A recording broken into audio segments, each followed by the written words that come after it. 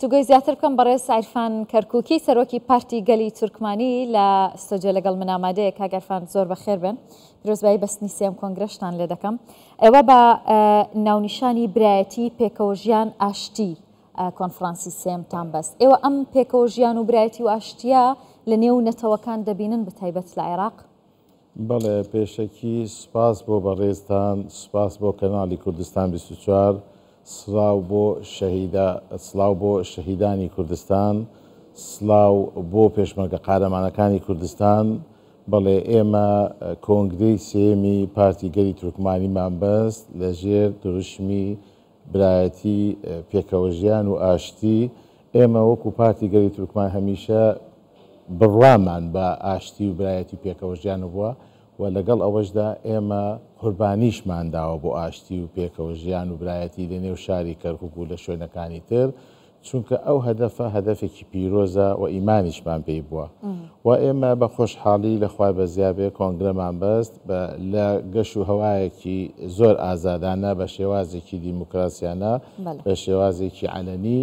سەرۆکی پارت و جێگیری سەرۆک و ئەندامانی سەکردایەتی حزب هەڵبژێردرا، لەگەڵ ئەوەشدا 15 ئەندامی سەکردایەتی حزبمان هەڵبژێردرا، لەگەڵ 2 ئەندامی سەکردایەتی احتیاط و ئینشاءڵڵا بتوانین زیاتر ئەو بەرنامەی کە دامان ڕشتووە، ئەو بەرنامەی کە ئیمانمان پێێتی کە بتوانین وەکو پارتی گەلی تورکمانی زیاتر خزمەت بە شەعبی تورکمانی بە گەلی تورکمانی بکەین، لەگەڵ ئەوەشدا ڕەچاوی هەنگاوەکان بنێن کە ئەوانەی کە ئێمە دامان ڕشتووە بۆ ئایندەوە کە بتوانین بەو ڕوحیەتەوە کاری لەسەر بکەین و خزمەت بە نەتۆکەمان بکەین، لەگەڵ ئەوەشدا بتوانین زیاتر لەگەڵ هێز و لایەنە کوردستانیەکان و لایەنە تورکمانیەکان بتوانین زیاتر ئەو بەرنامەی کە هەمانە دایبڕێژینەوە زیاتر بۆ خزمەتکردنی. زۆر باشە. بەس ێواکەین کاک عیرفان، خوێندنەوەتان بۆ پەیڕەوی ناوخۆی حزب کرد، چیتان زیاد کرد، چیتان کەم کرد، چ گۆڕانکاریەکتان کرد؟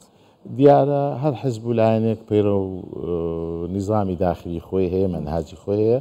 ئێمەش وەکو پارتێکی سیاسی تورکمانی پەیڕە پرۆگرامی خۆمان کە داڕشتەوە دیار بوو چەندین کۆڕ و کۆبوونەوەمان کرد بۆ ئەوەی کە هەندێک فەقەرات هەندێک مەواد تعدیل بکەین کە لە بەرژەوەندی حزبدە و لە بەرژەوەندی ئایندەی گەلەکەماندایە.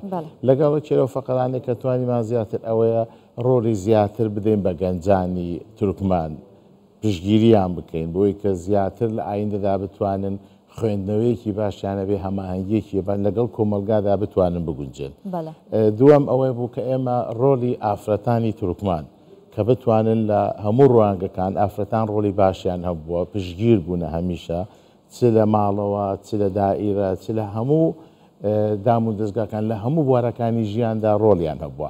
ئەو دوو فەقەرەیە بەڕاستی زۆر گەنگ بوو بەلامانەوە بۆی کە بتوانین لەناو کۆمەلگای تورکمانیدا بتوانن خزمەت بکەین. لەگەڵ ئەوەشدا ئەو فەقەرەی کە تر زیاتر تیشکمان کردە سەری ئەوەیە ئایندە چۆن بتوانین بەو بەرنامەیە داڕێژ بکەین کە بتوانین لە مەناتقە تورکمانیەکان لەگەڵ کورد و نەتەوەکانی تر چۆن ژیاوی زیاتر ئەهمیەتی پێ بدەین. باشە کاک عیرفان، ئێوە زۆر گرنگی بە دوو دروشمێن، یەکەمیان دیموکراسی، دوام ڕەوشی پێکهاتەکان.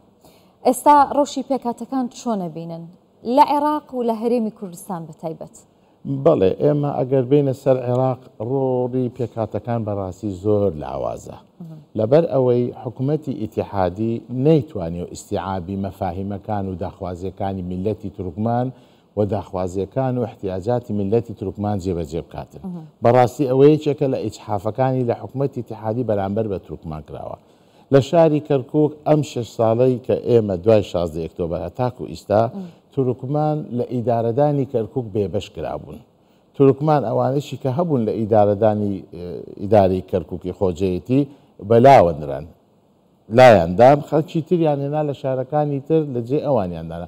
یعنی تورکمان لە شاری کەرکووک و مەناتەقە تورکمانەکانی تر کە لە ژێر دەستی ئیدارەی حکوومەتی ئیتیحادیە تورکمان هیچ ڕۆڵێکی نەبینی. تورکمان نەیتوانێت لە ئیدارەیەکی پێکەوە ژیان و ئیدارەیەکی شەراکەت بتوانێت ڕۆڵی خۆی ببینێتن. بەڵام بگەڕێنەوە بە حکوومەتی هەرێمی کوردستان، تورکمان لە حکوومەتی لە سای حکوومەتی هەرێمی کوردستان ڕۆڵی هەیە، لە پەرلەمان بەشدارە، لە موسساتی ئیدارە بەشدارە، لە موسساتی فەقافی بەشدارە.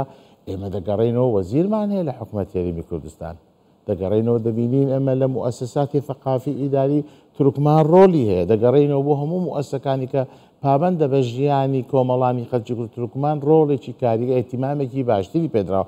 ئێمە ئەمڕۆڵە جێی شانازیە بۆ ملێت تورکمان لەبیری نەکەین لە کابینەی نۆدا ڕێزدار جەنابی کاک مەسعود بەرزانی ڕۆڵێکی کاریگەری داوە بە تورکمان، پشتگیریی باشی تورکمانی کردووە لە موسسات ئەوە لەبیر نەکەین. هەمیشەش تورکمان هەست بەوە دەکات کە بۆنی هەیە لە کابینەکە، هەست بەوە دەکات لە ئیدارەدا کار ئاسانی بۆ دەکەی، هەست دەکات کێشە و گرفتەکانی بۆ چارەسەر دەکەی. ئێمە لە ڕوانگەی خۆمانەوەکو پارتی گەلی تورکمانی ئیشارەمان پێداوە، لە کۆنگرەکەشماندا ئیشارەتمان پێدا و تاکیدیشمان کردو ئێمە وەکو نەتەوەی تورکمان و وەکو پارتی گەلی تورکمان چونکە بەشێکین لە نەسیجی کوردستانی، بەشێکین لە کۆمەڵانی خەڵکی کوردستان وەکو خاک و وەکو نیشتیمان و وەکو جوغرافیا، ئێمە پشتگیری قوارەی هەرێمی کوردستان دەکەین. تاکیدیشمان کردەوە لە کۆنگرەکەماندا و هەمان کاتیش قوارەی هەرێمی کوردستان و حکوومەتی هەرێمی کوردستان دەبێ وەکو بیلبیلەی چاومان بپارێزین و پشتگیریشمان کردەوە بەردەوامیشین بۆ لەبەر ئەوەی تاکە ڕێگە بووە حکوومەتی هەرێمی کوردستان بۆ تورکمان کە توانیوێتی هەست بەبوونی خۆی بکاتن.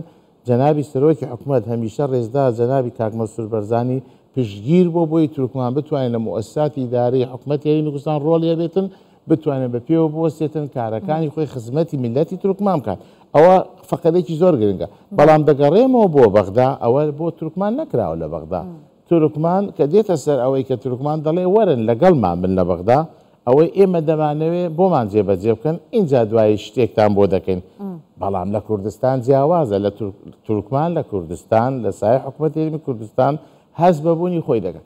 لەگەڵ ئەوەشدا لەبیرمان نەچێت ڕۆڵی جەنابی سەرۆک بەرزانی کاک مەسعود بەرزانی هەمیشە پشتگیر بووە بۆ قەزەی تورکمان، بۆ نەتەوەی تورکمان. لە هەموو مەحفەلەکاندا پشتگیری قەزەی تورکمانی کردووە بە گشتی وەکو نەتەوە وەکو گەل.